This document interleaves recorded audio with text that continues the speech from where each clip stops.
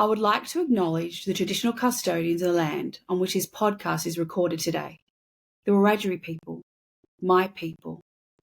I'd like to take this time to acknowledge our elders, past, those that watch over, guide and protect us, present, those that walk beside us, nurture and teach us the way, and future, the young ones that will succeed us into the future.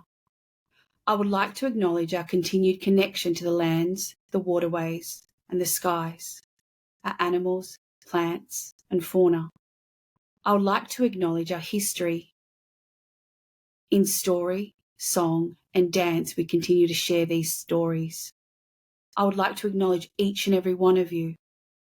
And I'd like to acknowledge the lands on which you tune into today, where you sit, where you live, where you work, and where you play, and how important it is for us to acknowledge where we are at this very moment. Mandangu, thank you.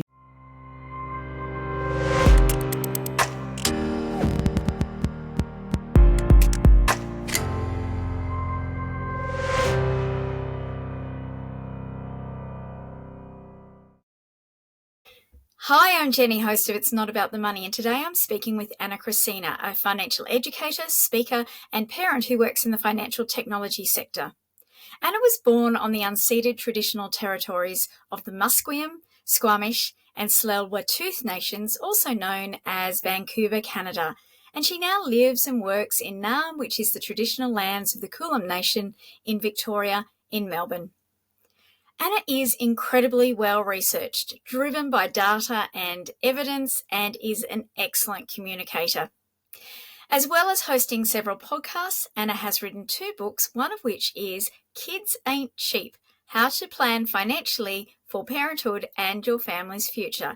And this is my go-to recommendation for anybody who has or is thinking of having children, not just because it covers the practical financial tips, but also because it deals with some of the topics that we might not think to talk about, such as how we share the burden of unpaid domestic and caring responsibilities. So join us today as we examine the motherhood penalty, why we need to rethink the value of parenthood and the structure of paid work, and how we can improve outcomes for women, families, and our society. Ana, I am so excited that you have joined us for the podcast today. Can you tell us a little bit about yourself and what you do? Yeah, absolutely. I'm a financial educator. I'm an author of a book called Kids Ain't Cheap. And I'm a parent, and I also work in the financial technology sector as well. So those are all the different hats that I kind of wear. I have a BFA, so a Bachelor of Fine Arts. I was working in the arts. I was very much in the not-for-profit sector as well. Involved in social justice, volunteering quite a bit, an activist. I was also playing a lot of sports. So I really thought that I would end up in a not-for-profit kind of setting doing some kind of social work, which is what I thought I would be doing. And it just so happened that life evolves, and not that it evolves, there's still that core to me as well. But as I got interested in other aspects, life just takes you on different journeys, and you realize, hey, that's interesting, and I'm going to go work there, and I'm going to do this. And especially, I think one of the big things for me was I moved to Australia, and that really changed the trajectory of my life and my career as well. So what was the journey that brought you to this point, and especially in the context of writing the book Kids Ain't Cheap? Yeah.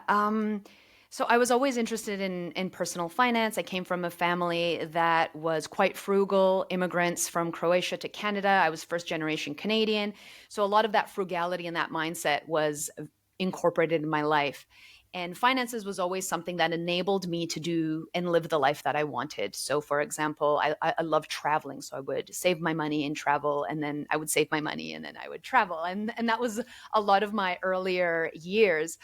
As I moved forward in my career and my income grew higher, I also wanted to explore the areas of creating a life that I wanted for myself. I came across the FIRE movement, which is financial independence, retire early. That was something that I was very interested in basically investing my money so that I could have a passive income come in so that I could do the things I wanted. I was, in a way, getting more income.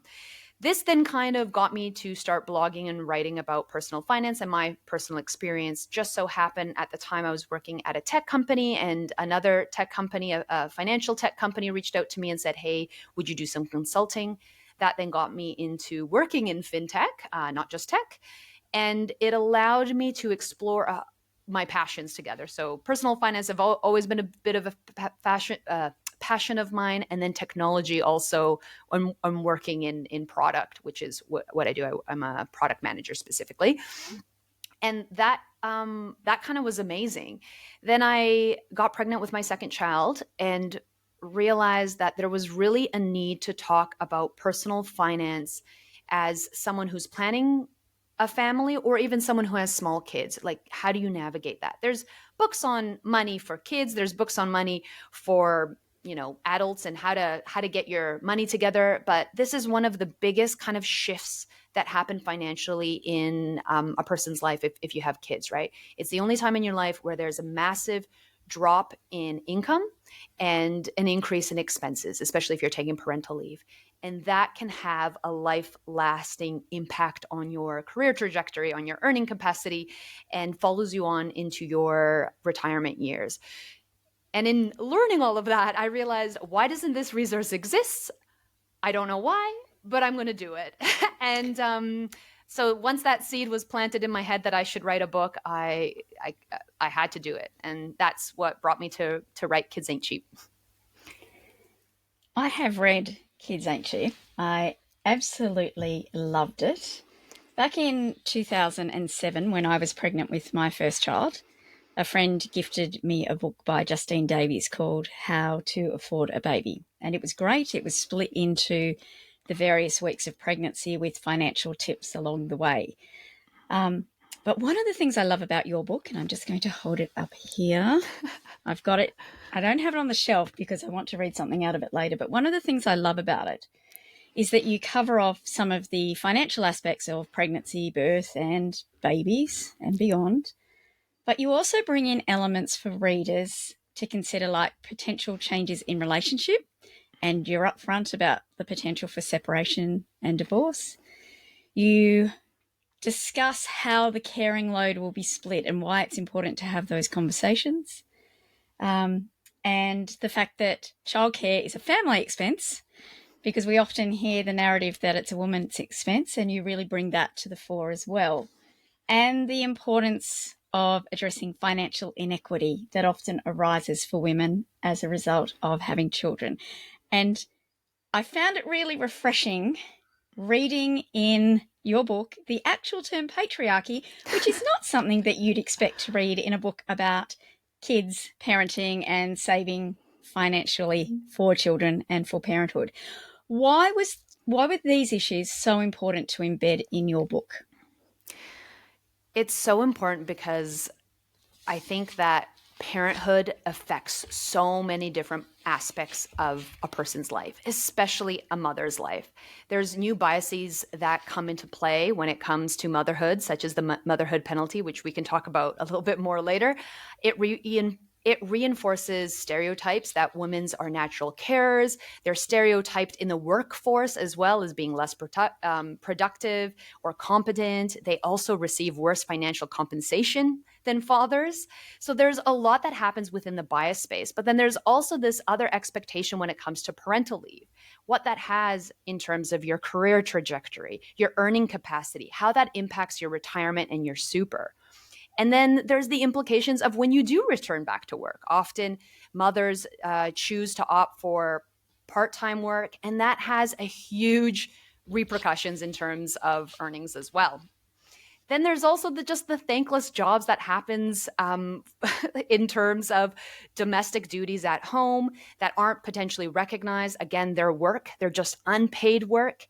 And we see that actually in regards to the actual industries that incorporate things like housekeeping or early childhood education being some of the lowest paid jobs here in Australia. And 23 out of the 30 lowest paid jobs are actually quite dominated by women. And is that because women deserve less money, or is it because we have this stereotype or belief under the guise of patriarchy that these roles are not as respected or as worthy of pay as other jobs? So all of this kind of encompasses in this space. And I really thought it was important to touch upon these topics because it's something you might not see so clearly when you're thinking about motherhood, or you might potentially be thinking like, what do I need to buy? How do I set up the nursery? What's the baby's name going to be? But how this impacts you in so many different aspects of your life is going to be something that will come time and time again as you think about taking leave, as you think about returning to the workforce, and as you look at your super account, your retirement account, and how that has been impacted due to taking time off from work.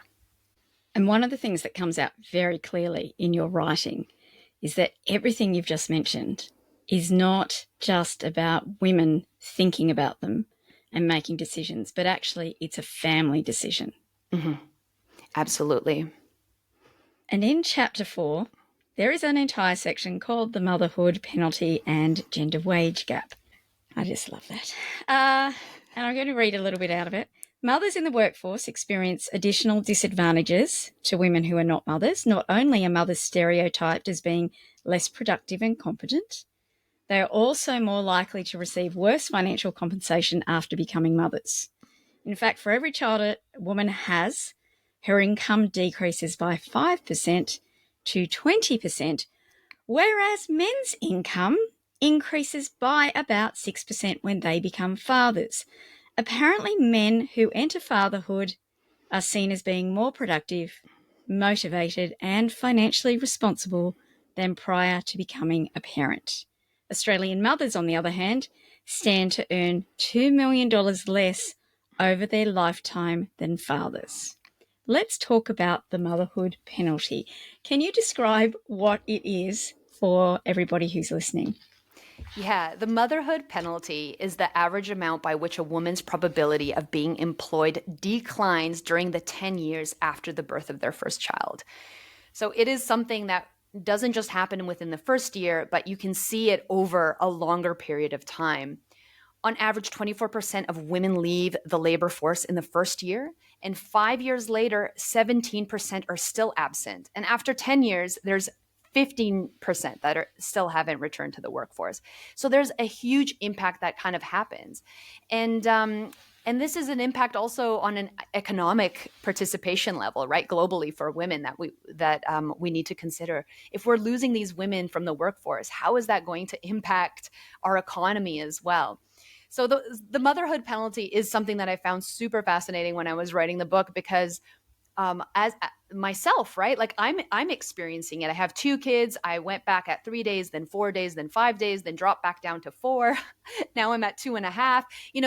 That's going to impact my earning capacity. So I see it on a personal level, and I see it for a lot of mothers. And if we don't talk about that now, we're not going to be able to see on the effect of that later, right? Like when you're trying to apply for a senior position, there can be biases that come into play. Well, you've only worked part-time, or you're maybe less committed. Those are biases that we see because we know that mothers are absolutely productive in the workforce. They're integral. In fact, they're almost I think I saw a stat recently that they're more productive because they know they have such little time. For anyone who's had little kids take a nap, you can get so much done in that nap time because you have no other time to do it. So I thought it was really important to mention in the book as you know. If only employers realise that. And you're right. The research is very clear that women returning to paid work after having a break for caring, and particularly caring for kids, when they come back, they absolutely are more productive.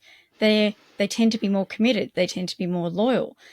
And yet there is still this perception amongst employers that women are going to be unreliable, that they're going to take more time off, and particularly in those early years of parenthood, they're going to leave and have more children. How do we shift employers' thinking to see mothers as actually the valuable resource they are, instead of the perception that they are a drain on business and a drain on the economy. I think a lot of it comes down to data, looking at data in terms of productivity and retention, because it costs a lot to hire new people. But if you're creating incentives for women to come back to work, they're more likely to take it. I know I've worked at an employer where they said, hey, you can come back at part-time and we'll pay you your full-time hours as it ramps up. So there's a lot of different things that we're seeing that companies are wanting to do in order to incentivize and support specifically mothers returning back to work, whether that's paid super or not. So there's a lot that companies as a whole can do within policy. And I've seen a lot of that being much more generous than what our government here in Australia offers. But to take it even a step back, I think it's really important to do training when it comes to biases. There's a lot of organizations that will do that, because even when it comes to hiring, we're looking at women who potentially are not able to get senior roles, senior management. How many women are on board director roles or the C-level suite? There's not as many. And a lot of that can come down to biases, right? You're used to who you're going golfing with and who you're hanging out with, and you trust that. But how do we create more diverse spaces, especially for women, for people of color, and having a more diverse kind of board and senior management all the way down on every single level? Because those are the people that are going to help and make policy and make space for women to be able to return back to work. That is a really important point. And I think, have you read Gail Kelly's book? She was the CEO of Westpac and then St. George, and she's a very successful leader. And I was gifted her book for doing a talk on International Women's Day. And I was fascinated reading her story about how she not only was quite a trailblazer in terms of changing perceptions around her working and the way she approached work once she became a mother, but also then how she shifted thinking within the organizations that she was with. And that illustrates the importance of, as mothers are promoted and progress, it's really important for women to have those leadership roles and mothers to have those leadership roles, because they bring a different lived perspective and they can absolutely drive change in an organization. And I tend to think we don't get change in organizations unless decision makers are at least open to those different perspectives, but even better, have lived those different experiences too. I would add that book to the to read pile if you're a reader. I wrote it down. I wrote it down. That's fantastic. My head of our chief people and culture officer at my old job was a single mother who put in a lot of policy for paid parental leave, for support of single parents. And again, that's an additional perspective for single parents, because it's a completely different ballgame if you have two working parents versus being a single parent. So even having additional perspectives, let alone the diversity in terms of LGBTQI plus parents, people of color, and what different perspectives they can bring to a workforce to support people holistically when it comes to parental leave and work, paid work. Sometimes when we talk about the motherhood penalty, about women taking time out of the paid workforce, about women doing the primary caregiving, the tendency for them to return on a part-time basis and are often in lower income jobs. Sometimes people will turn around and say, but that was her choice. Mm-hmm. That was what she chose. And that is such a problematic perspective for so many reasons, because sometimes women don't know that they have a choice, or they feel that the choice is set out before them. It's not a conversation that's necessarily had. And as you said, the perspective that women are natural nurturers. We need to be having more conversations, I think, about men taking parental leave, or the other partners taking, the non-birthing partner taking parental leave, working a different structure. Because under the Fair Work laws, anybody that has young children has the right to request flexible work arrangements, why does it tend to fall so much on the birthing parent? I think a lot of it, again, comes down to expectations and biases that happen in our society. As we've seen in other countries where they've introduced a better parental leave for both carers, especially like use it or lose it, we see more men in heteronormative relationships taking up that time to spend with their children. And in fact, we see better outcomes for kids when both carers are involved in their upbringing. Similarly, research shows that in same-sex couples who share parental duties, it's much more equitable. It's more equal across the two. So in fact, it's probably a gender issue in a lot of ways where fathers might not feel as supportive, and research shows that they don't, depending on the workplace. They feel as though they can't take that time off. They're scared to ask for it. They're stigmatized for it. It's not seen as something that people do. And therefore, if we're not supporting fathers in these moments, how are we going to change the whole system? We need to support any parent who wants to take time off, and do so equally, so that fathers can take time out of the workforce. They can spend time. We can have women going back into the workforce and continuing to do paid work and build their skill set. So it's something that we need to do as a whole organization, at a company level, at a personal level, in your home, having a conversation about, can we do shared parental leave? But then also we need to talk about it at a government level as well. How can we incentivize fathers to take some time out of the workforce? How can we make it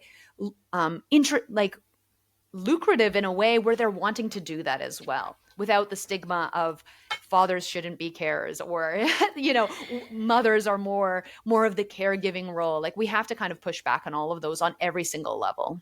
Absolutely. And that highlights how patriarchy is not just harmful for women, it's actually harmful for everybody. And if we could actually dismantle those structures and those beliefs and those biases and those expectations, it's actually beneficial for everybody. Like, one of the things I think about is that I was able to move forward in my career is because someone took parental leave. Had that person not been out of the workforce, I wouldn't have been able to grow in that leave and in that space. And similarly, if you're taking more men out of the workforce because they're taking taking on caring duties, you're creating more space for people to be able to increase their skill set and actually help the economy as a whole. So I don't know, that's something I often think about, because it happened in my situation. I was able to grow in my career because someone took leave.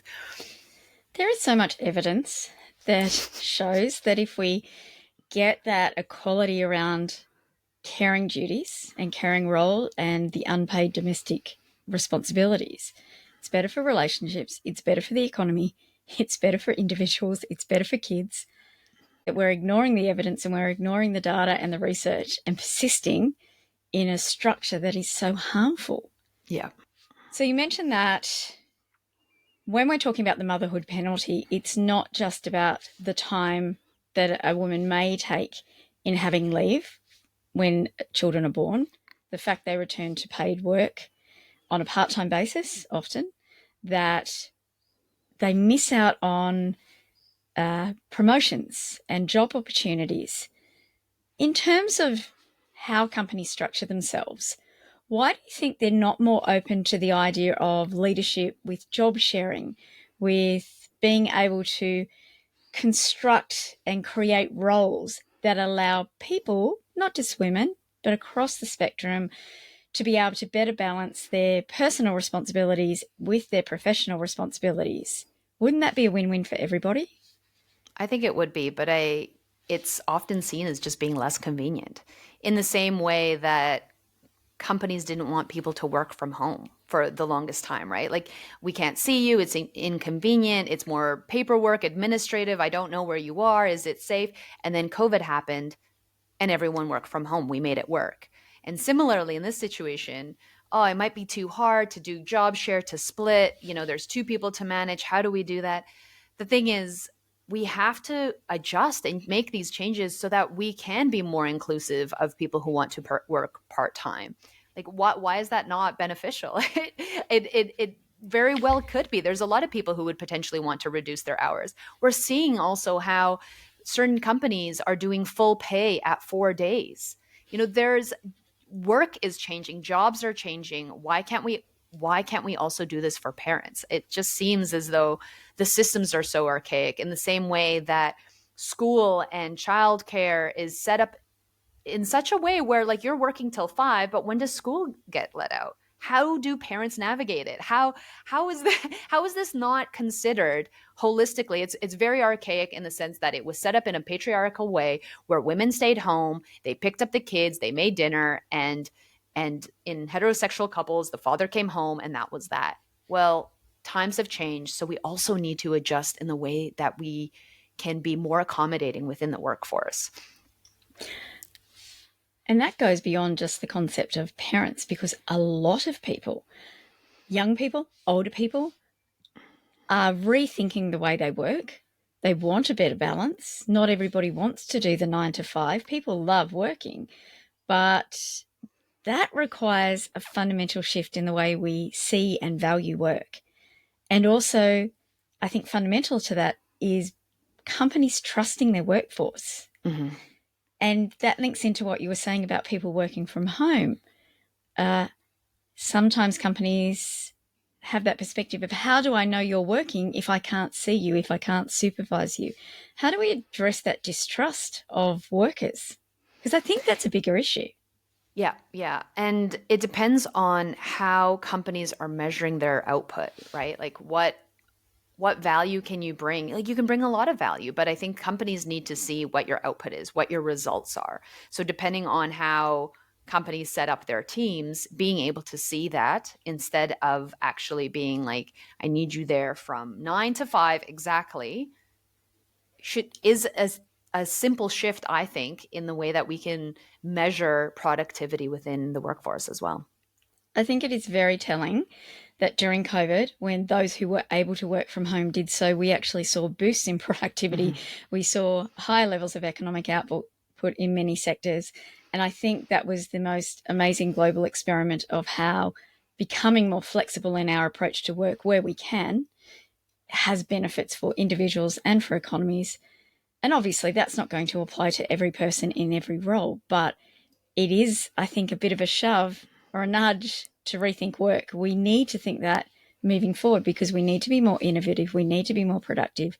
We need to engage with the workforce better, because mm-hmm. people are showing us now through quiet quitting and all of those trends that the way we've always worked doesn't work for people anymore. And I hope we see a big shift in that actually moving forward. One of the other aspects of the motherhood penalty is superannuation. Now, superannuation mm-hmm. is a fabulous way of saving for retirement. It is embedded in Australia's financial sector. However, it is a product that is designed for men and benefits men. We have, a third of women without any superannuation at all. We have women retiring on average with half the balances of men. And a core part of that is the motherhood penalty of taking time out of work, of working part-time, of the gender pay gap, and of missing out on career progression. What do we do about that? It honestly comes down to policy, I think, is one of the first things that we should consider, because for those carers who stay home, they're doing work. They're just not paid for it, right? Research shows that on a median income found that women earn $136,000 less than their superannuation over their working lives. And in fact, they'll accumulate around $400,000 in super over their lifetime, which is still $150,000 below what's considered a comfortable retirement. So women who do have money in their super will not retire comfortably. And this is such a challenging thing to think about, because women over 55 are the fastest growing cohort when it comes to homelessness and poverty. And a lot of that ties back to those days that women were caring for kids and out of the workforce. So there's a couple things that if you are coupled that you can do. There is contribution splitting that can happen. So there are ways that your partner could put money into your super while you're on parental leave. It's something to think about. If you're low income, there's also government contributions to look into. But holistically, it probably should be a policy thing that the Australian government should look into, of how do we end up supporting women, usually, who take time out of the workforce and who will have less to retire on. And one of the most simple ways to do that is require super guarantee to be paid on paid parental leave. It is the only paid leave that does not attract superannuation guarantee. And it would be as simple as passing a law tonight to change that. And I harp on about this because it is one of the easiest, most practical ways of making a significant difference in women's financial outcomes, particularly because we live longer and we are more likely to live in poverty in retirement. And if we can build up our own nest egg, it reduces our reliance on taxpayer funding the age pension when we're older. So again, win-win-win. You've mentioned superannuation and some tips for minimising the gap there. What are some other things that individuals can do to reduce the impact of the motherhood penalty? So there's things that you can kind of do on a personal level, which is you can reach out to organizations. There's the Parenthood or Thrive by 5. They lobby the government in terms of things like paid parental leave, and also early childhood education support in terms of subsidies and so forth. So there's a lot that you can do on an individual level. You can also think about what you can do within your company. One of the things that the companies that I was at when I went on parental leave, they did pay super. So making sure that you have adequate parental leave and pay super while you're on leave is a huge, amazing, impactful thing that you can do. And then the third thing is just like check your biases. Ensure that there's gender bias training that happens within the workforce, that you do it for yourself. You know, there's so many times where I have to check my bias as well. And even as someone who's interested and involved in this, we just can't help because we live in a society that has biases and stereotypes that come into play that we can't help but take on. So if we're fighting against that, those are some of the things that we can do. But I think on a personal level, if you can be as financially literate as possible, really read about finances, what you can do to save ahead of time, to have savings, to be able to invest, to reducing the burden that can happen with having less money in the future up front as much as you can prior to having a child is something that can really kind of set you up for financial success in the future. They are great tips. We know, though, that individuals cannot solve the problems that they didn't create, and this is a much bigger issue than one person. Yeah. What do we need to do? What can we do at a societal, economic, policy level? Yes. Well, I mean, I thought your suggestion was fantastic in terms of changing policy to have to include super on parental leave, which is a huge one. That would really help. I think that there's better support that we can do also with early childhood education and care.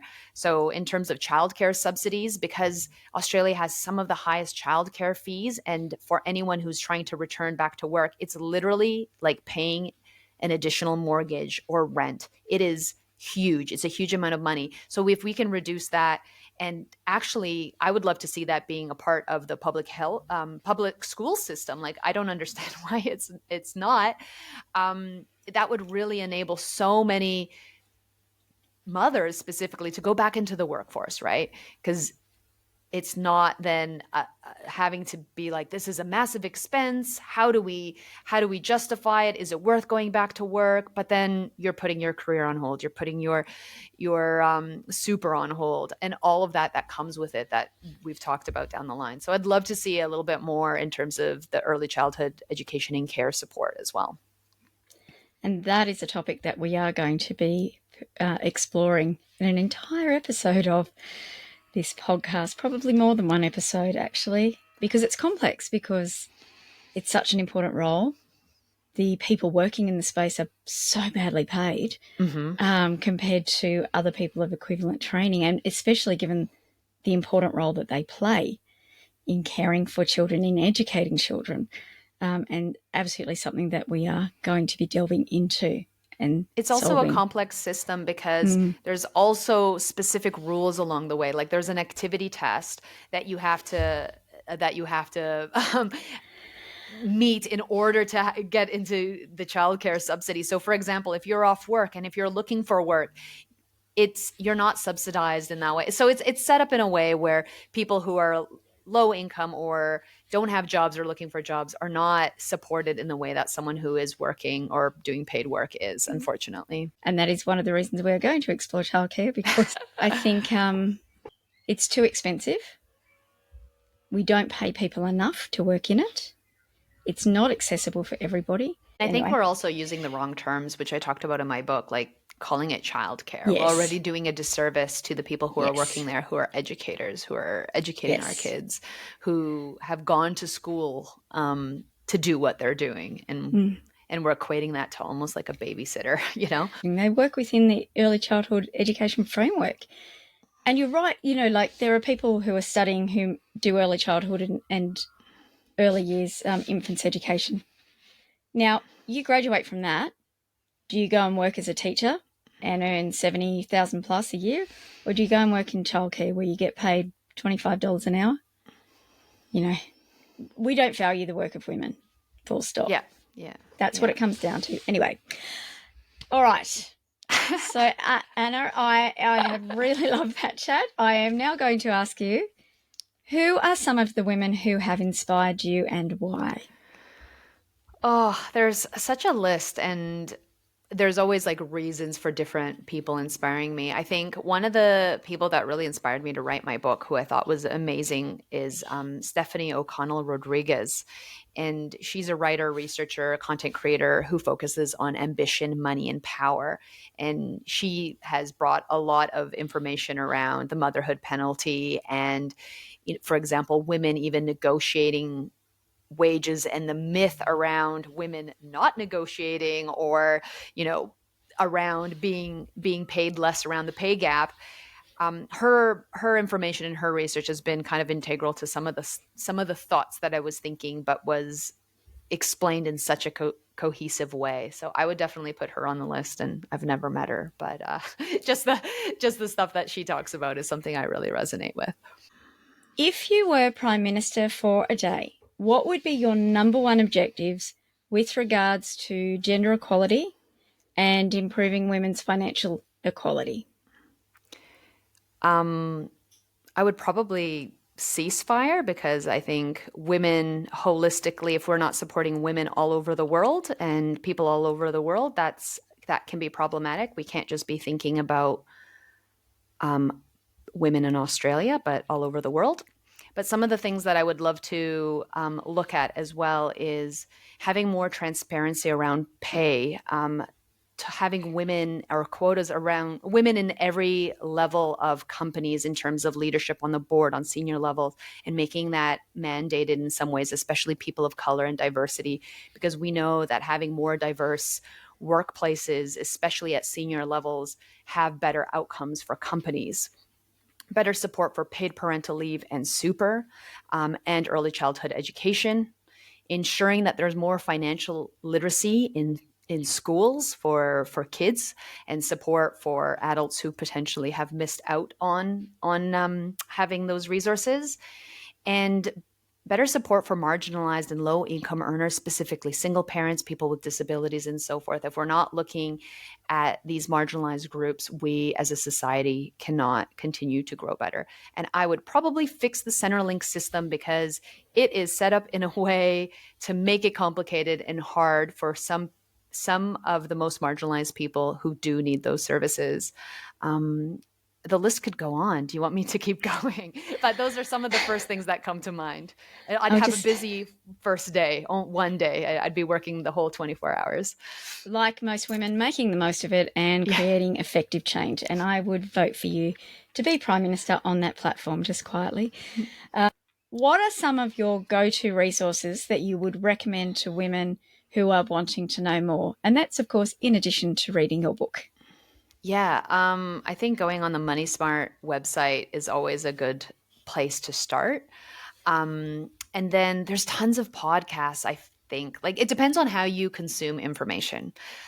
It's very easy to go on TikTok and on Instagram. There are amazing educators there in terms of the financial space. If that's your cup of tea, just make sure to have a holistic kind of view on things, as there are people who are sometimes pushing for specific funds or so forth, and lots of scamming that's happening. But that's a really good way to learn, along with podcasts and books.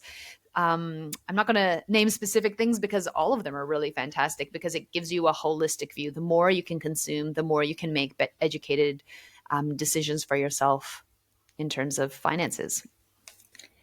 I have absolutely loved chatting to you today, Anna. Thank you so much for your time and for your insights. If people want to connect with you and find out more, how do they go about that? I'm on all the socials under my name, Ana Kresina.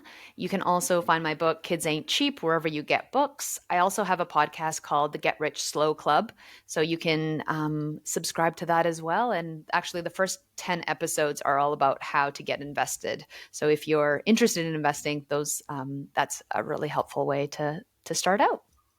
Thank you so much, Anna. It has been a delight chatting to you, and I'm looking forward to chatting to you further, perhaps about fintech.